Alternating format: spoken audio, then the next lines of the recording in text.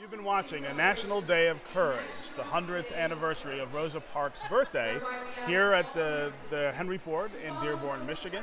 I'm here with Steve Hamp, who's a trustee at the museum. Yep. Welcome to the celebration here. Thank you, Stephen. And thank you for hosting us here. This is my wonderful. pleasure. My pleasure. I want to talk to you about the bus, the actual bus that Rosa Parks stood up for herself and for everyone else on, is here at the Henry Ford. How did that end up coming to be?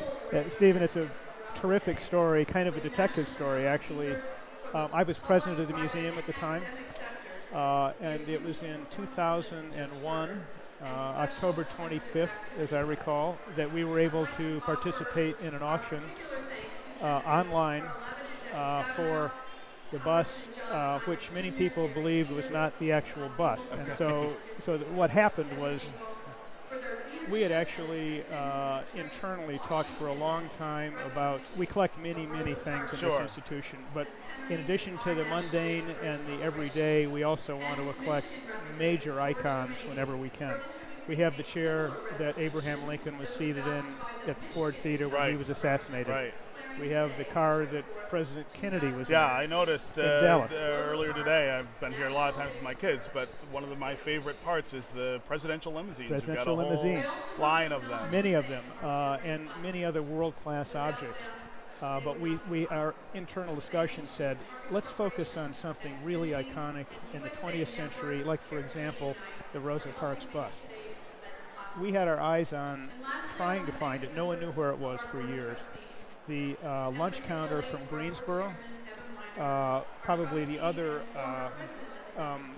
major icon of the civil rights movement. The other major object that people of the civil rights would have movement. some familiarity with. It came up. The Smithsonian got it. We tried very hard to get it. They got it. We thought never again. And we began to learn. First, there was an article in the Wall Street Journal that said, "Is this the bus?" It was a rotted bus in the middle of a field in a small town outside of Montgomery. It'd been there for 30 years, and the National Civil Rights Museum opened in Memphis. The Rosa Parks in '91. The Rosa Parks Museum and Library opened in Montgomery. Both of them used replica buses because they couldn't find the real bus. Right.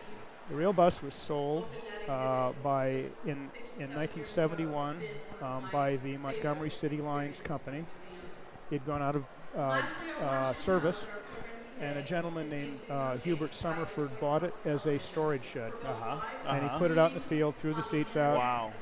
But he was told this was the bus Rosa Parks refused to give her seat up on, that caused the 382-day Montgomery boycott. Right. That changed the world. Right. He died. His children began to try to see if it could be placed someplace. They put it on eBay. No one believed it. No one picked up the bid. No one believed that it was the actual bus. No one believed it. And so a fellow named Robert Lifton, from a company called Mastronet, which is an auction house in Chicago, called up the Williams, who was the children of Mr. Summerford that owned the bus, and said, if I can prove it's the bus, will you let me auction it? I see. And they said yes.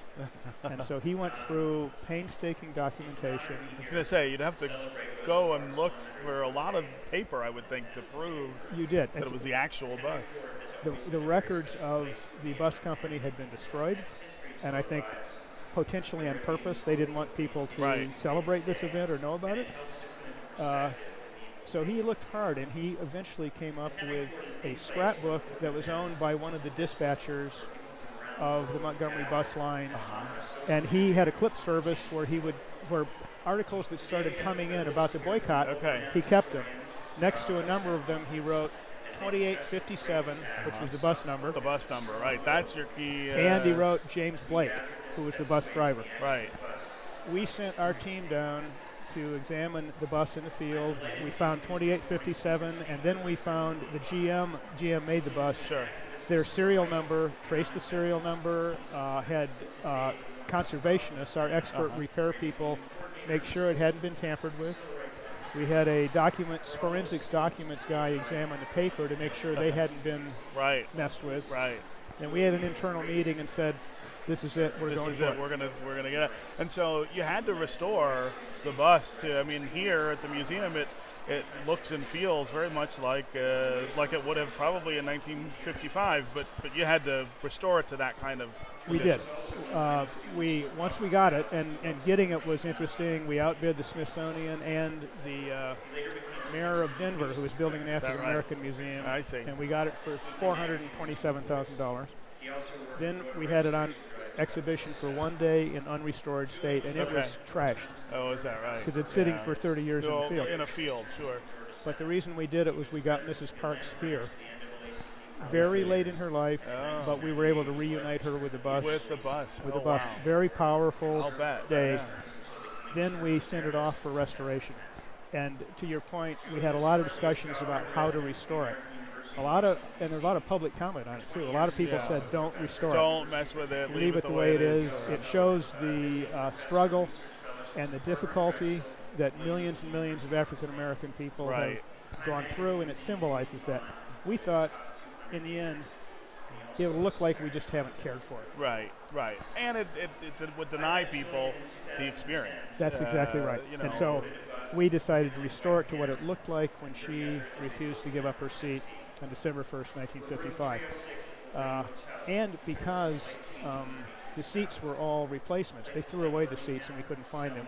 We went out and bought real bus seats from that period, but they're from other buses.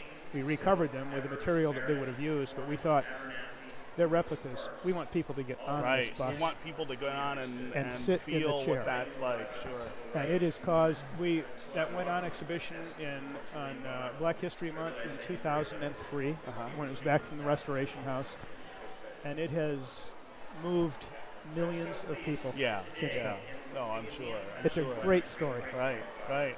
And when she was here, did she leave you with anything or say anything that you kept? She was very old, and she was in a wheelchair, and she really didn't speak much. And she had Elaine Steele, the woman that has cared for her for years, and other members of the Raymond and Rosa Parks Institute for Self-Improvement there, and. So she didn't give a speech or anything like that, but you could tell when she saw that bus, her eyes lit up. Is that right? She knew she was in the presence of something, and we all knew we were in a very powerful historical moment. No, I'm sure. The look that, it's the look on her face that is also the thing that moves us now on this stand. Exactly right. Great to have you here. Thank Great to have us here today. Thank you again. Thank you for coming. This is a terrific day. This is a terrific institution, and we celebrate a magnificent American. Absolutely. Thank you, sir.